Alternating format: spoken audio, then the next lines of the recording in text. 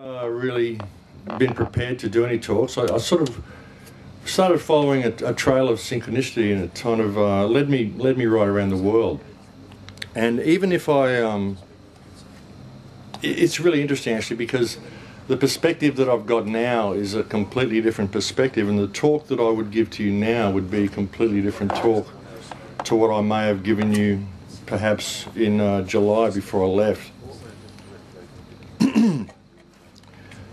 It's been a really interesting road for me actually, folks. How I got to where I am now, how I got to be here talking to you, and what's taken me where I've gone around the place. It's been a really interesting trip, how it all sort of happened.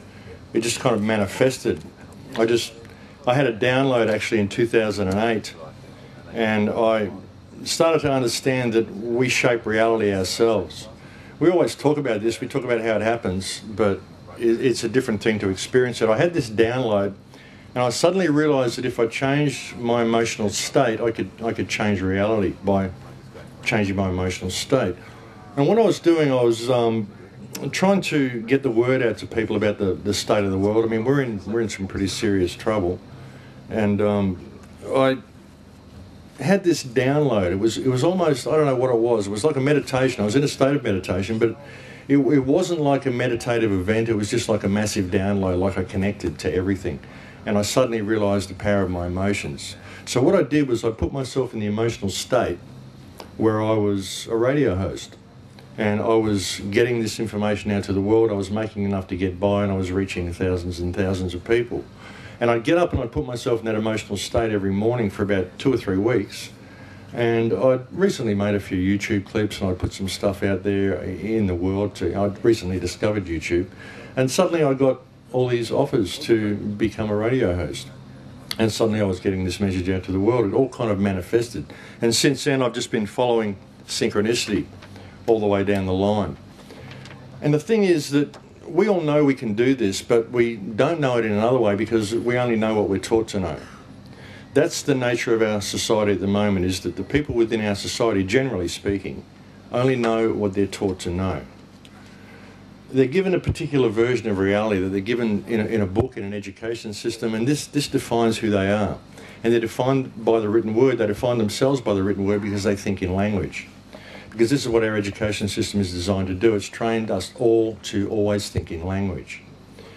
And so your understanding of reality is based on your understanding of language, essentially. And there's a lot of words missing from our language that you'll find in other languages that explain consciousness and explain reality to you a lot better, but we don't have them in our language. And like I said, we're trained to always think in language, and we're trained to know what we're taught to know. But really, we know things inside if we would just listen, to our intuition, because our intuition is the field talking to us. But we don't listen to it because we're trained not to, because we're defined by the written word. We only believe, generally, what we're taught to believe. We only believe certain things are possible because they have to fit within certain scientific parameters or certain parameters. And that's what we believe. And it's the same with our society. We believe our society fits within certain parameters. And so we go along with it, we go with the flow. We know we've got a myriad of problems, and we've got enormous problems in this world. It is not a perfect world. It could be a perfect world. It is perfect in as much as it's providing us with the opportunity we need to make it perfect. But we have to participate in it. That's what the shift is. It's something you have to participate in. See, a lot of people are waiting for something to change, but they're not willing to participate in that change. They've got to be the change they want to see in the world, and they've got to apply themselves to reality. It's one thing to be in a state of love and light, but if you don't apply it to the world around you, really you're in a state of fear because you're not facing that dark side. You're not facing that which needs healing, which is all around us. And that's what we need to do. Now, what we need to do is we need to reconnect to Source. We need to really start this knowing again within us, and it has to come right from within. And essentially we have to know who and what we are. We have to know what this system is in order to fix this system, because the system's broken. And the only way it's going to be fixed is from us. We can't turn our back on it. We can't go out and create alternate societies. We already have society. We need to fix this one. If we go out and create alternate societies and turn our back on this one and try to escape it in that way, it'll just follow us and it'll eat us up. That's what it does. It's just denial by doing that. We need to apply ourselves to reality by understanding what our society essentially is, what our government is, and what our relationship to our government is. That's the thing that we're all missing, because we're all addressing little symptoms all the time. We have certain problems in the world. As I said, we have myriads of problems. We have the whaling issue, we have the forestation issue, we have the starving children, we have the wars, we have the poverty, we have all of these myriads of problems, and we have little groups that are addressing all of these little problems. But what people aren't realising is that all of these problems are simply symptoms of the one problem. And the one problem is the system itself, the government, the system, the way the whole thing is run. And what we don't understand with that is that our relationship to this system and our relationship to those who are in charge of this system is basically a trust agreement. That's what it is. See, common law and sovereignty is an interesting issue, but ultimately we're already sovereign. We're already sovereign, and what exists between ourselves and government is a trust agreement. The common law issue is an interesting issue, and the free man issue is an interesting issue, and there's a lot of people that have been going down these rabbit holes and finding these ways through the system, finding out how the system works, what the system is.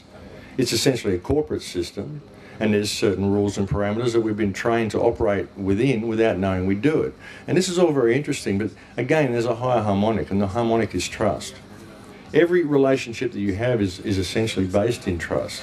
Your relationship with your wife, with your children, with everybody you associate is based in trust. And so is your relationship with government. It's all based in trust. So that's really how we deal with the problem. That's what I've been discovering along the way.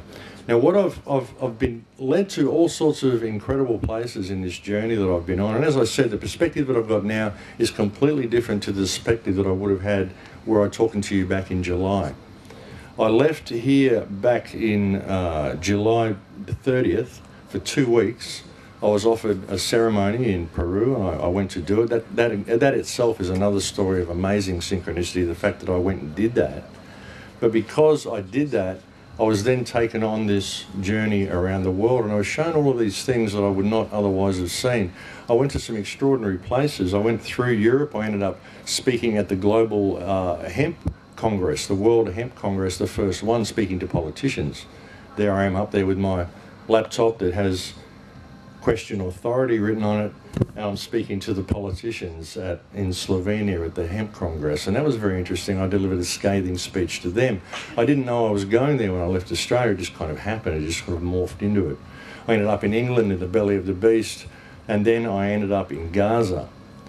And the trip to Gaza was another story in itself. I could sit here and spend an hour just telling you about that trip. But what I saw when I was in Gaza is the future of the world if we don't pay attention. Because the way of Gaza will be the way of the world.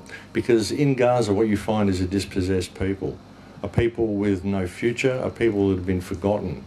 People who can't get passports, they can't trade, they're just forgotten by the world.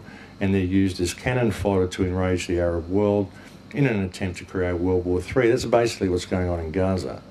And we're not paying attention to that. And what I saw there is what is the result of a massively horrendous corporate system. This is what it's doing. This is how expendable humankind is. And this is how expendable we are within the parameters of this corporate system.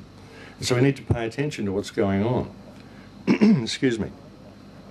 But what we've got a corporate system, and if you're interested at all, there's a little bit of history in it. I can give you that if you like. The corporate system that currently enslaves us, I mean, this has been going on for thousands of years, but the corporate system that is currently in place was created in 1302 by Pope Boniface in the Vatican. It's basically a Vatican system. It's an ecclesiastic legal system that enslaves the entire globe, basically, and those who it doesn't yet enslave is going out through the war on terror and attempting to enslave these countries. And this is happening, folks. So whatever we do, whatever state we're in and whatever love and light we're in, we need to realise that this is going on around the world. This whole corporate system is being put in place. And it's being put in place because we're not paying attention, because, as I said, we're not realising that our relationship with government is one of fiduciary trust. If you don't understand what fiduciary trust is, it's when someone takes possession of something valuable of yours and they hold the authority over that, and they are able to act for you in regard to that object. If you invest money with someone, if you leave a car with someone or whatever, They hold that in trust, and they're able to make decisions affecting the future of that particular item. If they damage it, then they're in breach of trust. What we have in our country here is the Commonwealth. The Commonwealth. We are the common people. We own all the wealth of this nation, the whole lot. It all belongs to us. And our governments are public trustees who hold that country, this country, in trust for us. So this is how we deal with the situation. We deal with what's going on in Palestine by realising that all of our governments support what's going on in Palestine by funding the countries that are doing this. They do that because we're not paying attention. The whaling goes on because we're not paying attention. We're addressing symptoms rather than addressing the problem, which is the trust agreement between ourselves and government. You see what I'm saying? This is really the way it works. Now, this is a bit unstable. When you talk to government, you've got to understand that these people work for you. They absolutely do. Now, here in Australia, about 4 months ago, about a month before I left, Julia Gillard on television herself said, she was talking to the mining companies, and she said to the mining companies when they were complaining about not getting enough coal seam gas out of the country, which they're crippling the country by doing this, but anyway, she said to these mining companies, you mining companies need to understand that you don't own the resources. We just lease the rights to the resources to you mining companies, and we, the government, hold these resources in trust for a sovereign people. That's what she said. And with that statement, she's saying, hey folks, I'm a public trustee. I'm a lawyer, so I've sold my soul to the devil. I've agreed to go down the path of this corporate system by contractual obligation, conscious contractual obligation. The only people who can fix what's going on in this country are you. But you have to know that I'm a trustee. That's what I heard her say with that statement. Whether she meant to say it or not, that's what she said. So if they're enacting legislation which gives them the ability to strip mine this country, to take the resources away from this country, to enslave the people in this country to a state of fictitious debt, to make anybody in this country suffer in a state of hardship, then this government's in breach of trust, because they only have the power to do that because of the power that we give them. This is a trust agreement.